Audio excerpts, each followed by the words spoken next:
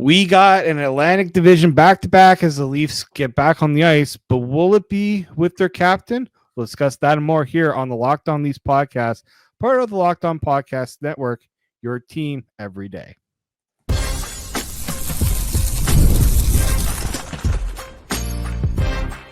You're Locked On Maple Leafs, your daily podcast on the Toronto Maple Leafs. Part of the Locked On Podcast Network, your team every day.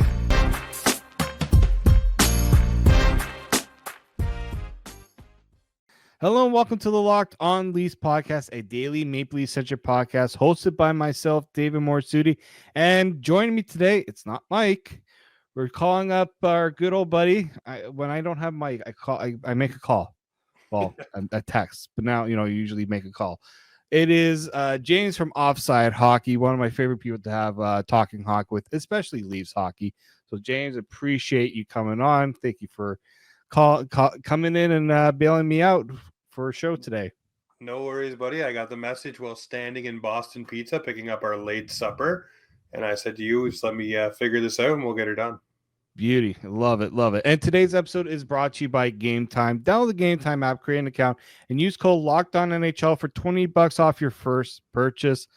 Some of you may be using the Gametime app this week, and you might be giving the Gametime app a bit of a workout because you got not one, but two games this weekend at Scotiabank Arena as Leafs host the Detroit Red Wings on Friday night, and then Les Habitants, the Montreal Canadiens, on Saturday night. Nothing better than a Saturday night against the Montreal Canadiens.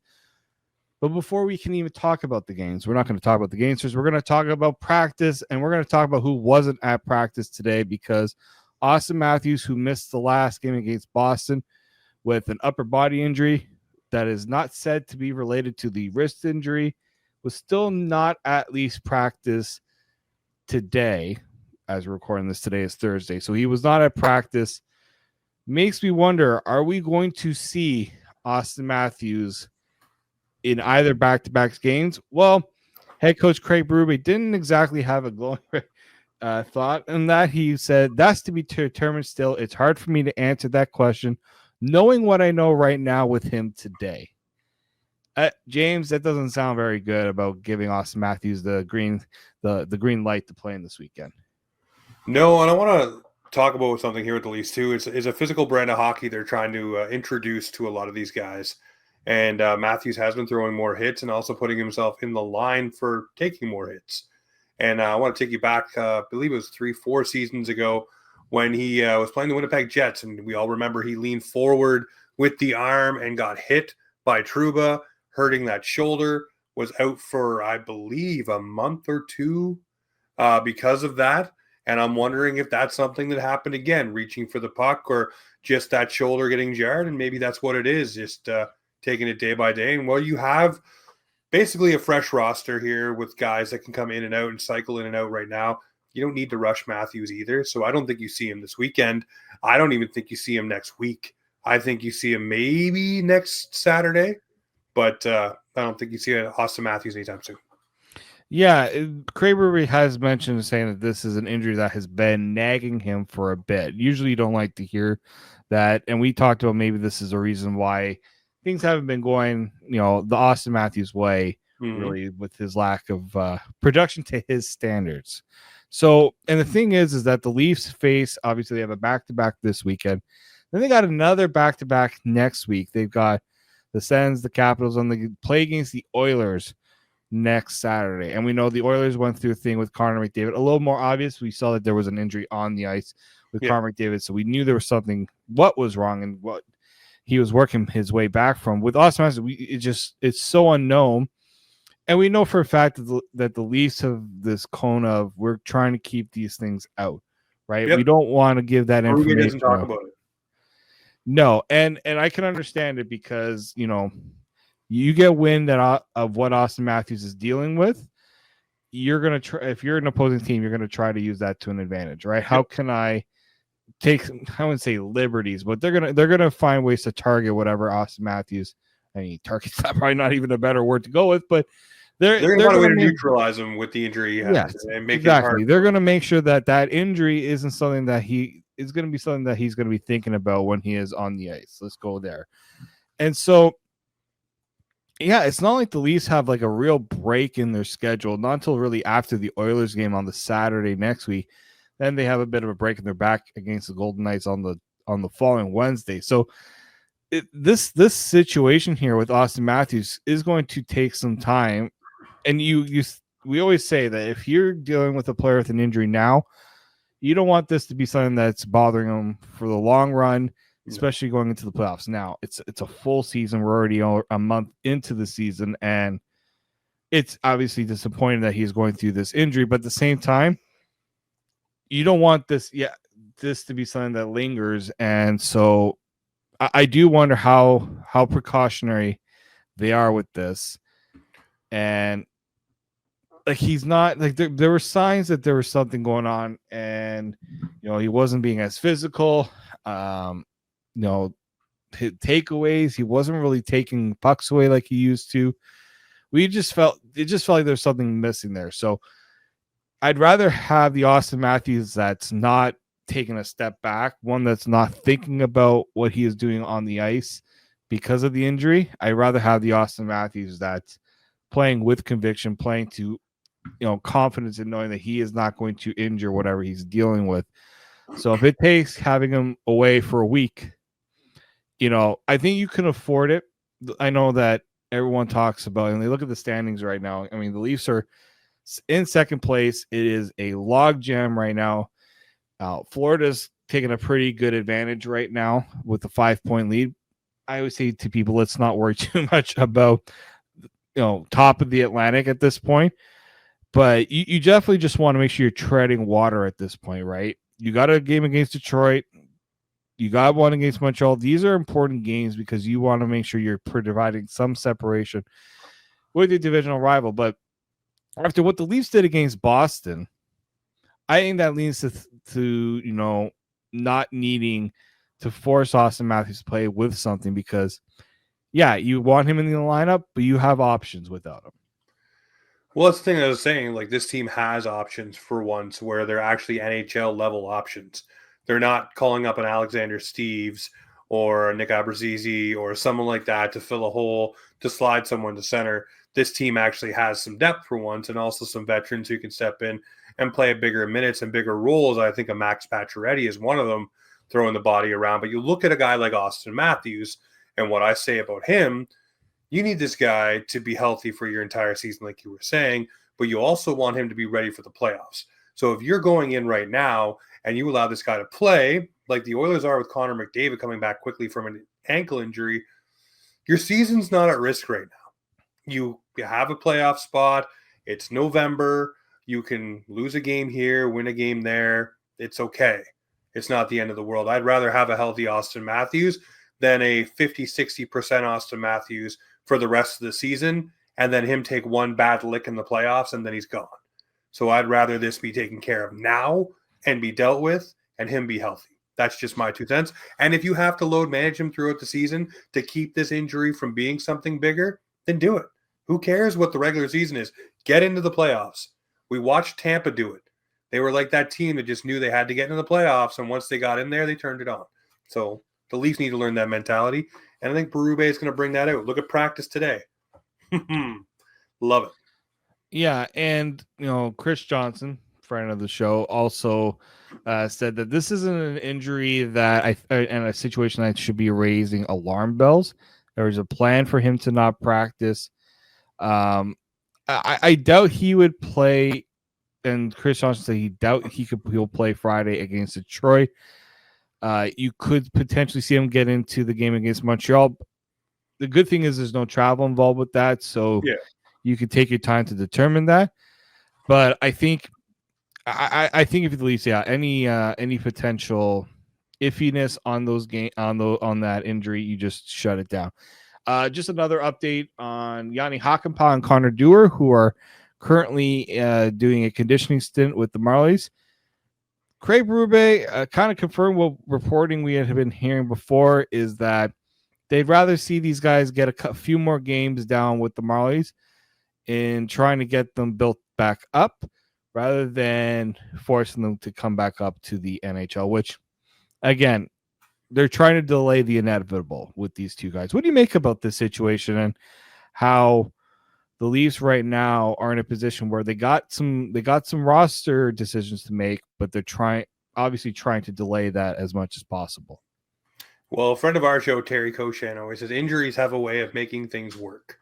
And right now, the Leafs are biding their time and seeing maybe what might happen with their lineup right now. Someone might have to bite the injury bug, so to speak, saying hi to Calle Yarncroke because he's 2.4 sitting on the side.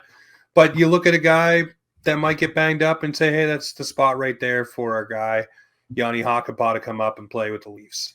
I think that's what they're doing. But also it is smart roster management too. You have a couple of assets in Dewar and Hakanpää that you want to make sure when they do make your NHL team that they're able to make a positive impact, that they're not trying to catch up to the game, that they're ready to be in a game. And a guy like Yanni Hakanpää, he's physical, he blocks shots. And they want to make sure that knee is good. So the more games he gets with the Marlies, the more reps he gets there, the more time he gets to put into that stride and building himself back up in game situations that are not NHL speed, that helps. But at the end of the day, these guys do need to also apply their trade in the NHL. That's what they're here for. And I think Connor Dewar can definitely help the penalty kill underneath a guy like Craig Berube. So can Yanni Hakanpää. So when it comes time, if there's no injuries, you start looking at guys who may be struggling or guys that you can send down. And I look at Myers. I look at, even Connor Timmins. I know he's starting to thrive a little bit in the system. But guys who have a little bit of a ticket that can be sent down. I mean, even Ryan Reeves. I mean, I know he probably won't because he seems like a Berube favorite. But you got to start looking at it if you want to get these guys in. Yeah, and we'll be seeing how that all happens because, with the game starting to get going and, these guys are going to be looking to get their NHL tickets soon. The Leafs are going to have to make those decisions. So we'll see, and we'll see how that all plays out down the road. We do have a pair of games to talk about here. Let's see how the Leafs match up against the Red Wings and the Canadiens as they try to get on a little bit of a roll here with some Atlantic Division matchups coming up in their schedule. So we'll touch base on all that. Easton Cowan, let's get a little update on how he's doing down in the OHL with the London Knights. And our PWHL team has revealed their jersey. So we're going to look at those as we continue here on the Locked On Leafs podcast, part of the Locked On Podcast Network, your team every day. Today's show is brought to you by Hims. Guys, sometimes intimate moments happen spontaneously, and we always want to be ready so we can perform in the bedroom. Hims provides access to treatments that can help you stay hard and last longer, giving you that boost of confidence so you can be ready whenever the mood strikes. Hims is changing men's health care by providing you access to affordable sexual health treatments from the comfort of your couch. Hims provides access to a range of doctor-trusted ED treatments like chewable heart mints and Viagra and Cialis and their generics for up to 95% cheaper. The process is 100% online, so there's no need for uncomfortable doctor visits. Just answer a series of questions on their site, and a medical provider will determine the right treatment option is prescribed. Your medication ships directly to you in discreet packaging for free. No insurance is needed, and one low price covers everything from treatments to ongoing care. With thousands of trusted subscribers, Hims can help you find the ED option that works for you. Start your free online visit today at hims.com/lockedon. That's HIMS.com/lockedon for your personalized ED treatment options. hims.com/lockedon. The products mentioned are chewable compounded products which are not approved by or verified for safety or effectiveness by the FDA. Prescriptions require an online consultation with a healthcare provider who will determine if appropriate. Restrictions apply. See website for details and important safety information. Subscription required. Price varies based on product and subscription plans. Today's show is also brought to you by Gametime. You're looking for tickets to your next event, you need to go and check out Gametime, and which has a new feature called Gametime Picks that makes getting tickets to see your favorite teams play live even easier. Gametime Picks filters out the fluff to show you only incredible deals on great seats, so you don't have to waste time searching through thousands of tickets.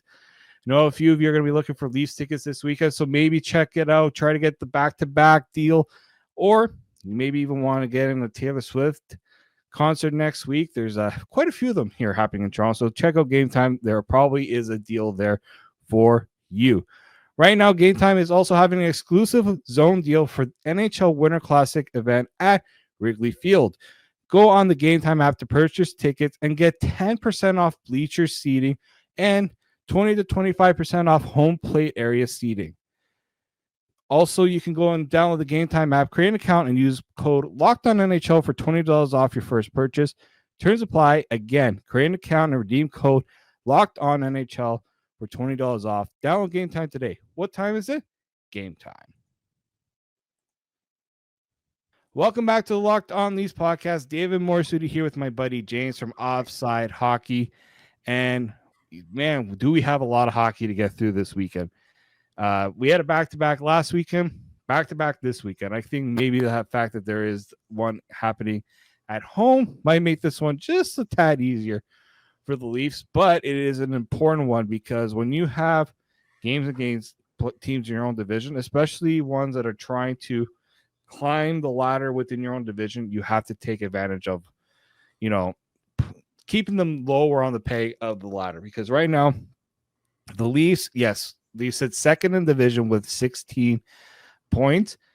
Coming up with the Red Wings, who are 3 points behind, but have played only 12 games. So they have 2 games in hand on Toronto. And you know that Detroit is going to be looking to take advantage of these games in hand and trying to get themselves back, up into the Atlantic division. Especially now you have the Lightning, who are on a 4-game losing streak. The Bruins have they picked up an overtime win tonight against Calgary. So this Atlantic division has become quite a weird situation where a lot of moving parts are happening right now. But if you're Toronto, you don't want to be caught in the chaos. No, you don't want to be caught in the chaos. And I look at it and say, okay, the Leafs are second right now in the Atlantic. You talked about it earlier, 5 points behind the Florida Panthers, who are just humming. No Stanley Cup hangover there. But you really want to get these points this weekend because it does look like it's going to be a dogfight after basically the Leafs. I think the Lightning, the Bruins, the Wings, even the Sabres are in there. The Senators are only, 3 points back as well of the Lightning. So there's a lot of battling going there and a lot of teams wanting to prove themselves. The Leafs should be wanting to do what the Panthers are doing, and that is have some separation. And this weekend is a good chance to do that within your own division against the Detroit Red Wings, who are trying to catch you. And I don't want to say it like this, but I have to. The lowly head fakes per second Montreal Canadiens. And, that for me is just a team that's going to be down there in the bottom of the standings for a little bit. And they're building. And if you're a Habs fan, just take some time. You got the right pieces. It's just going to take a little time here. But this weekend, it should be 2 victories for the Maple Leafs. But as we know, with teams that are whether below them in the standings or games they're expected to win for whatever reason, they become the hardest games for the Maple Leafs to win. And that's one thing in the Berube era that needs to change. Yes, definitely needs to change. And let's start with the Red Wings here first, because, again, that's a team that's trying to take the next step forward. They've been the team that, all right, Steve Yzerman comes in, clears house a little bit, tries to accumulate some, draft picks, get some high-end talent into this lineup. And they don't want to be, and Detroit, a proud hockey town. They had that incredible postseason streak for the longest time. They want to get back to that position. They're 4th in the Atlantic right now, as I mentioned. And there's been some positive developments. There's also been some, I would say with Detroit, some areas where I wonder, can their current play be sustainable? Cam Tell right now has people are talking about this guy as a potential for Team Canada's 4 Nations roster, which you asked me this even a few weeks ago, I would have said you were crazy. Cam Tell would be the last player on that list, but I mean, he's one of the few Canadian goalies right now putting up some decent stats. But Detroit right now, it's weird where they are because they are a bit of a middle of the pack team, but they've got the 9th ranked power play in the league, or hovering around 9th place with over 25% on the power play. You have a penalty kill that ranks almost near to the bottom of the league in 69.4%.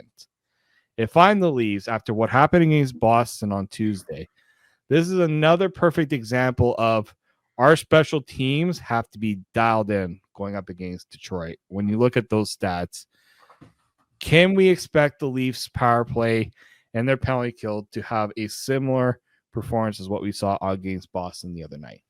If Auston Matthews is out for the power play and he's not in the lineup, yeah, I can. And why do I say that? I mean, it's the old adage. Everybody knows what the Leafs are doing on the power play, and that's trying to feed Auston Matthews the puck. I mean, there's only one guy in the league that seems to get away with it every single year, and that's Alexander Ovechkin for 800-plus goals. Everybody knows where he is, but nobody stops it. But for whatever reason, for the Leafs and Auston Matthews, that is stopped. But it's funny, without him on that power play unit, they're not trying to feed him the puck. And now you have all kinds of other guys firing the puck, banging in rebounds, and doing different things instead of cycling till they get Austin open. So I don't know. Is it because Auston Matthews isn't there? I mean, seen Brian Burke today say, hey, just trade him, get rid of him if he's the problem, right? Just jokingly. But yeah, I can see this power play probably netting a couple and really throwing a few different wrinkles out there that teams aren't ready for. And then the penalty kill, it's looked great under Lane Lambert. I had you on the show when the preseason was going on, and I was raving about him up on the bench in the preseason, preaching and screaming and telling guys where to be and what to do, and just really involved in the penalty kill. And it's really showing the fruits of those are starting to bear here for the Maple Leafs, really shutting teams down on the PK. So I like that, and I like what I'm seeing there from Lane Lambert. So, yeah, I think both special teams, PK and power play, really can have an impact this weekend, especially with Auston Matthews out.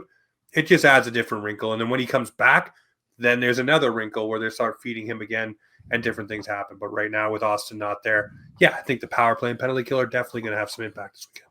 Yeah, I think, and Detroit always they're always interesting games against the Leafs. Usually they're high scoring games too. Thinking back to last year where the Leafs and there's a guy named Patty Kane that's going to look to have a show against the Leafs. Unfortunately, there won't be any Patty Kane, Auston Matthews going toe-to-toe in this one. Most likely. Obviously, Matthews hasn't been confirmed to be out, but we also know that it is likely expected that Auston Matthews won't play in this game. So, yeah, when you look at it, like the last game was that they played against each other was when Auston Matthews was making that chase for 70. They lost that game they've lost the last two games against Detroit. They lost the last game, second to last game of the regular season, I think. Yep. 5-4, and then they lost 4-2 before that. So actually at home, the Leafs have had some struggles against Detroit. It's usually on the road that they're a bit better. So I'm curious to see if Berube finds a way to get these guys honed in on this is a divisional game. We need to be on the ball against Detroit. Now, circling next to the Montreal Canadiens, unlike the Detroit Red Wings, the Canadiens have once again found themselves in a familiar position and is at the bottom of the standings. It's kind of hard not to say that without a little bit of a grin on the face. This is a team that has lost 5 straight games. I don't mean lost games. Like they had an 8-2 loss to the Kraken. They lose to the Capitals. Then they lose to the Pittsburgh Penguins, which if you're losing to the Penguins, there's something wrong. They had a bit of a better rebound against the Flames, losing in overtime. And then Sheldon Keefe decided, yeah, let's beat the Montreal Canadiens tonight. And his New Jersey Devils did do that. Jesper Bratt had a couple of points. Jack Hughes, I think a couple of good players there. So when you look at this, we're expecting Montreal to win now, right? Because, everyone's expecting the Leafs to come in, handle the Habs. This screams to me one of those games where you can't let Montreal get any confidence for sure. No, you can't let them get up on you. You can't let them, Saturday nights have not been kind to Toronto facing Montreal. Especially in Montreal, hearing that siren in my head right now when the Canadiens score. For me, I look at this game and say, this is a test for Craig Berube. And why do I say that? What did we just talk about? The Leafs have trouble with teams they're expected to win against. They get goal lead or whatever excuse you want to pull out of the magic hat for the Maple Leafs of why they lose. This is where Craig Berube needs to start to get this team to play right. And if they can play like they did against Boston, who was a wounded team, they are playing worse than we've seen them play in many seasons. Or they can play like they did against the Tampa Bay Lightning. Then these games should be easy for the Leafs. easy victories, both of them, Detroit and Montreal. If they can play to that tempo that Berube wants them to, it'll be great. But this team, the Maple Leafs, are starting to get a little bit of a reputation, shall we say, as a harder to play against physical team. And I don't just mean throwing hits. I just mean grinding it out and getting pucks and really winning battles when that wasn't this team's MO. There may have been one or two guys. Now it seems to be up and down the lineup, and it's making it a little bit more difficult against teams. And I know people will point out, oh, look, we lost to St. Louis. And this is a team that really needs to find exactly what Berube wants. And that takes time for a team to fully click in. But I think we're starting to see the fruits of it come together with the PK and Lambert. I'm not convinced Savard's the right guy for the power play, but I say nay there. But the Berube style really is starting to get in on these guys.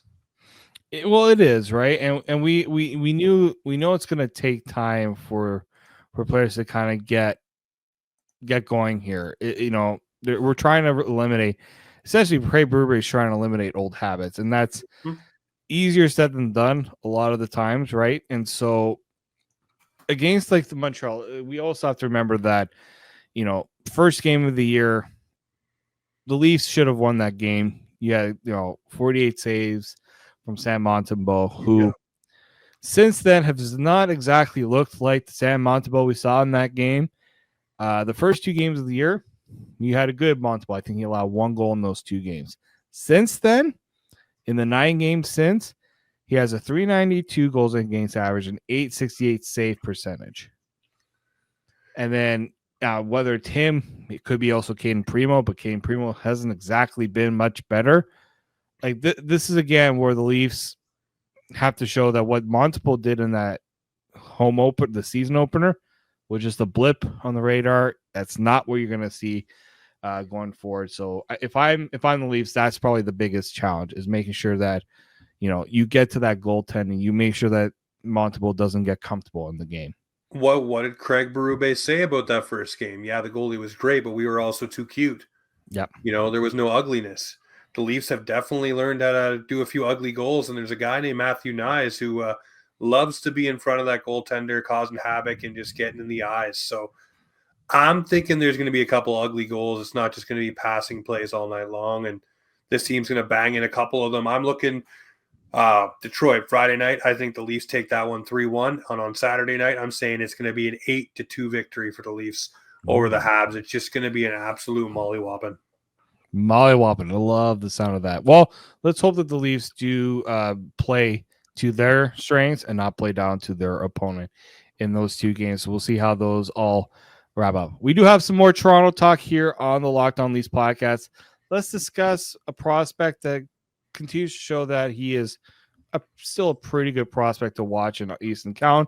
We also got a new jersey being revealed for the Toronto Sceptres, the PWHL team. All the PWHL teams revealed their jerseys. Let's take a look at what the Toronto one looks like and why it's getting some eerily familiar vibes in Toronto. We'll discuss that and more here on the Locked On Leafs podcast, part of the Locked On Podcast Network, your team every day.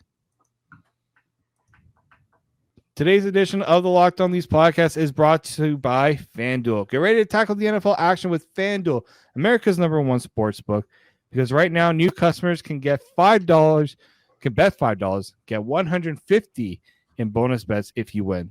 The FanDuel Sportsbook app gives you everything you need to place live bets on NFL all in one place, NHL, MLB, whatever sport you're looking to bet on, you can do that over at FanDuel. So when you get a hunch in the middle of the game, you can check out the latest stats, view live play-by-play, and so much more on the same page where you place your bets. Just visit FanDuel.com, join today.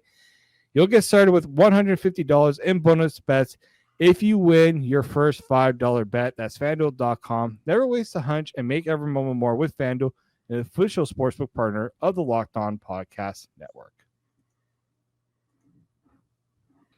Welcome you back into the Locked On Leafs podcast. David Morassutti here, joined by James from Offside Hockey Talk. Mike is getting himself ready for the Sports Card Expo happening this weekend. This is like the Super Bowl, I've been told, for hockey card collectors. He's fired up. He is fired up. He is getting himself ready for that, and I'm sure many of you who have hockey card collections, even they do other things at these expos. So you can go and check that out this weekend. I believe it's happening near the airport, the convention center near the airport, not far from where I am. Ooh, what do we got there? Nazem Kadri rookie, Fraser Minton. Let's get her going. Oh man, you and Mike would have a field day if you got the chance to talk with each other about those cards. But we have another rookie that we really haven't had a lot of time to talk about because, frankly, there's been a lot to talk about with the Leafs, and we just let Easton Callen do his thing. Because apparently he continues to do his thing in the OHL back with the London Knights. He had 2 goals against the Sioux Greyhounds on Wednesday, so that extended his point streak to 47 straight games. Insanity. He is like within striking distance of the longest point streak in the last 20 years. 20 years. That's pretty long time. You know who also played in the CHL within that time? Mitch Marner. Oh, Mr. McDavid. None of those guys have had those point streaks. Kind of curious. Obviously, I'm not saying that Easton Callen is going to be better than those guys. I'm just pointing out what Easton Callen is doing is pretty special. So who has that record? You might recognize this player, guys. Alexander Radulov. Ooh. He had a point streak of 50 straight games with the Quebec Ramparts. Some of you might not even remember that he played in the Q before he came to the NHL. But he had a 50-game consecutive point streak. Callen would need points in 3 games, obviously, to tie that record. But there's a little more to that. And thanks to Nick Barton from the Hockey News, the Toronto edition of the Hockey News, pulling up some great information here that if he were to continue this streak, not only in the 3 games to tie Radulov, he could potentially tie the OHL record of 55 games. That would be kind of the next one on his radar. Would you want to venture who holds that record? We know it's not Marner. We know it's not McDavid. Who holds the record of 55 consecutive games with a point in the OHL? I'll give you a hint. He is a former Leafs captain. Former Leafs captain. Is it going to be Wendell Clark? Not Wendell. Played with Wendell, though. Gonna have to say I'm stumped at the moment. Dougie Gilmour. I was gonna say Dougie, but I was like, don't know. Dougie Gilmour, he had 55 consecutive games at the point in 1982-83 when he was with the Cornwall Royals. Shout out to Nick Barden for digging it up. Yeah, that's some great stats. And like again, Nick with some good information here. He passed Sidney Crosby not long ago. He had 37 game point streak. Connor Bedard had 35. Which was the 3rd longest point. Those two had the 2nd and 3rd longest point streaks in the last 20 years. So it's clear that now pretty good, but also makes me wonder: is Easton Cowan right for the OHL? Right no, now? There should be, and we've talked about this before. There should be an exemption rule for a player that's just too good to be in the junior league, but not quite good enough to be in the NHL. I think you should be able to send them to the AHL. I mean, 11 games played, 9 goals, 14 points, 53 shots on goal so far since being back there. This kid is doing everything you could ask of him. And also, here's a good thing about Easton Cowan. Going down and doing his thing there with the London Knights, he could have sulked. He could have went down, a little grumpy, a little disgruntled. Yeah. But he didn't do that. He went down and kept working, keeps working his game, keeps helping his team, keeps being a consummate professional, which will definitely bode well when you do get to the NHL and AHL ranks as a guy that people will know you're a teammate. You're a guy who comes into play and you got that dog in you. And he's just continuing to hone his game. So shout out to Easton Cowan for not being just a little sook and going down there and saying, well, I didn't make the Leafs and this doesn't sit right with me. No, he's going down there and showing everybody, hey, I'm going to be that guy and I'll continue to do what I'm doing down here. By the way, I'll break a few records while I'm at it. Yeah, I think that's a great point. Some players have taken it personally when they don't make the NHL, when they think they're ready for the NHL. And And yeah, look, he's continues to do his thing. I do wish that there was a bit of a rule where, again, could be a first round pick, but at the same time, also could be the team's discretion because not every player that gets drafted is ready to play, let's say in the AHL. No. A player like Easton Cowan should be playing against professional players. So yeah, I totally get it. The CHL wants to keep some of those young top players. It helps to attract fans to the games. I get all that. And also these teams, they have an investment in some of these players too. But I do think that at some point we need to consider what's best for the player and what's best also for his development. So, well, hey, they do it in junior ranks already to get guys into the OHL, WHL, you name it, with these exceptional statuses. So yeah, why would this be no different if a player is that good and should be moved up to the next level, but not the biggest of the next levels? Then allow him to play in the AHL, apply his trade, and grow his game. I mean, some of these guys do regress as well going back to junior. We talked about guys who, really go in with a chip on their shoulder and kind of are frustrated for the year. And sometimes it hinders them. It's not hindering Easton Cowan at the moment, but, I think there should be a rule in there somewhere where this allows them to move up to the AHL and play. Mm-hmm. Yeah, I think it'd be nice if if both leagues would have realized the benefit of making a switch like that. All right, let's get to the fun part of the episode, and that is some jersey talk. I love me some good jerseys. Some good, we saw the change from Adidas to Fanatics. How a lot of people have been talking about that change and how the jersey qualities and things like that. Actually, it's interesting that the PWHL is having their jerseys made by Barr. Mm-hmm. Barr is actually making the jerseys, which love some Barr equipment. If you ever played hockey, there's some nice stuff there. So they designed the PWHL, they didn't design them. They were manufacturing them. I'm sure they had a bit of input in the design. So let's see what the Toronto one looks like. The Toronto Sceptres, we know that that was the big buzz when they finally got the names done. We've been waiting for forever. Now we're waiting for the jerseys, and here we are. We've got the Toronto Sceptres jerseys, which look great. They look phenomenal. I only had two minor things about them. Kind of giving me St. Louis Blues vibes with the color scheme. Yeah, I can see that. Yeah. With the blue, yellow, kind of giving, especially the white jersey. For those that are watching on YouTube, those who listen on audio, like I'm showing the jerseys, you can go and search them up. They're everywhere. But a little bit more of a St. Louis vibe. I totally get why these teams don't want to revert to the NHL team color schemes. They kind of want to forge their own identities. The problem here, and some people have been bringing it to my attention, and those who are not even big hockey fans have been bringing it to my attention, that the logo looks a little familiar. I mean, it was brought up when the logo was first announced, but now with the jerseys out, kind of got a little more recognition from the Taylor Swift crowd, who are suggesting that this jersey looks a lot like a outfit, or I guess an outfit that Taylor Swift wore in a music video. Yep. So I'm gonna just quickly pull that up here so that those on YouTube can see it. So that's what the Taylor Swift one looks like.